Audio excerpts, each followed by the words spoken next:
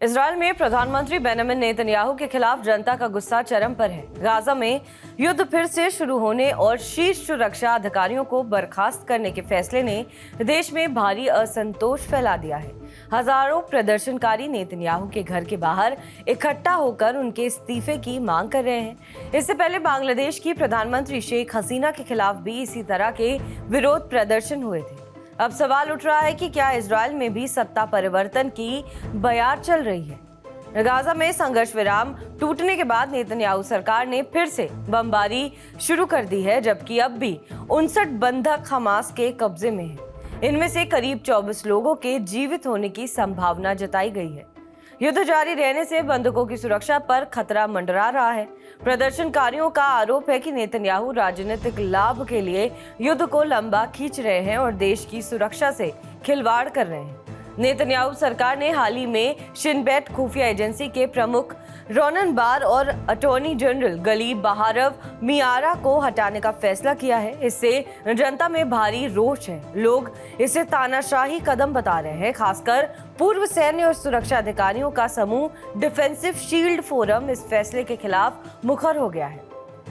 कई प्रदर्शनकारियों ने इसे लोकतंत्र के लिए खतरा करार दिया है और नेतन्याहू की नीतियों की कड़ी आलोचना की है।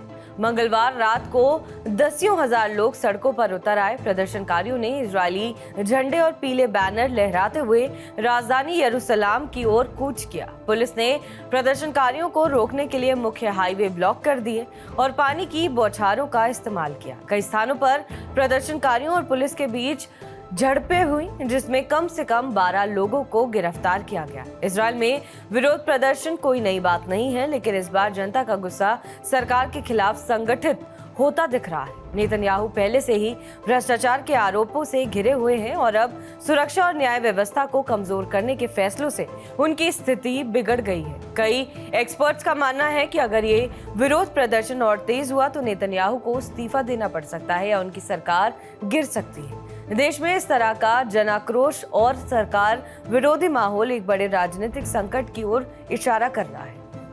कुछ राजनीतिक एक्सपर्ट्स का यह भी मानना है कि अगर हालात नहीं संभले तो इजरायल में नेतृत्व परिवर्तन तय है। विपक्षी पार्टियां इस मौके का फायदा उठाकर नेतन्याहू सरकार को हटाने की रणनीति बना रही हैं। आने वाले दिनों में ये देखना दिलचस्प होगा कि क्या इजरायल में सत्ता परिवर्तन होगा या नेतन्याहू इस संकट से बाहर निकलने में कामयाब होंगे।